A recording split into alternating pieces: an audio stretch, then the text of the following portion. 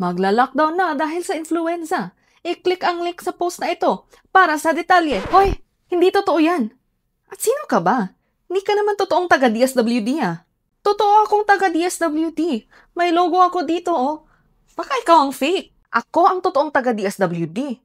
Ako nga. Nalito ka na ba? Actually, madali lang makita kung sino ang impostor.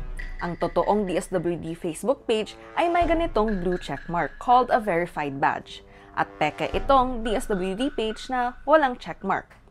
Sa nakaraang buwan, binaha ng mga imposter DSWD page ang social media with fake news about earthquakes and influenza outbreaks. Pero, maliban sa kanila, marami pa ring false claims about politicians, protests, and government services. Here are 5 false claims that were spread this month and know the facts behind these. I'm Shay Du, a researcher writer for Rappler, and this is your Fact Check Wrap for October 2025. May sakit ata ako. Lockdown. Pag-mask ka na o pagmumuntahin ka.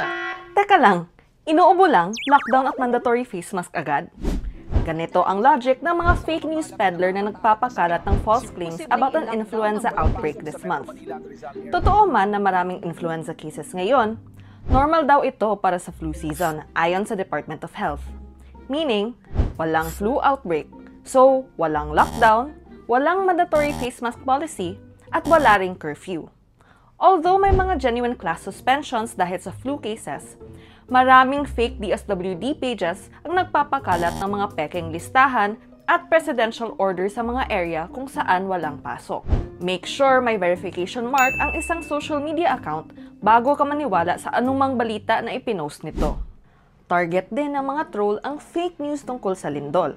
Nag-viral ang mga ito dahil sa sunod-sunod na mga earthquake na nangyari sa Cebu on September 30 at sa Davao noong October 10. Matindi man ang naging epekto sa mga sakunang ito, AI-generated ang ibang viral images na nagpapakita raw sa epekto ng mga lindol na ito. Di rin posibleng umabot ng magnitude 10 ang isang earthquake. At wala ring 20,000 pesos calamity assistance na ipinamimigay dahil sa sunod-sunod na sakuna. Loan program lang ang ino-offer ng gobyerno. Di pa rin nauubusan ng mga false claim tungkol sa government officials, lalo na yung mga gawa gamit ng AI.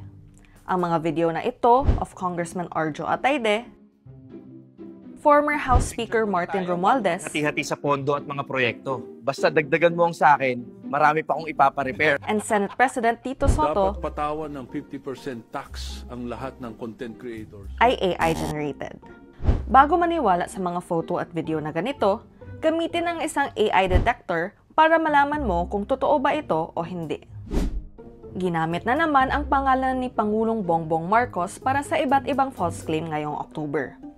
Kinasuhan niya raw si ex-police chief Nicolas Torre, may protest daw laban sa kanya sa Forbes Park, binigyan na raw ng Special Presidential Award si tennis star Alex Ayala, at pinalayas na raw siya sa Malacanang sa pamamagitan ng isang coup ng army at pulis. Walang katotohanan ang lahat ng claim na yan. Ayaw pa ring tantanan ng mga scammer ang paggamit ng fake government services para dayain ang mga tao. Fake ang link sa iba't ibang scholarship programs at pamimigay raw ng libreng cellphone, rice, at calamity assistance. Hindi rin totoo ang pagban ng vehicles over 5 years old at ang mandatory army training. Gumagamit lang ng clickbait tactics ang mga post na ito para buksan mo ang kanilang phishing o affiliate links. Ugaliing i-check ang source at gumamit ng link checker para hindi mabiktima sa scam. And that's it for this month's Fact Check Wrap. Stay tuned for more through Rappler's website and social media page, and send tips using our communities app. Let's battle disinformation, one fact check at a time.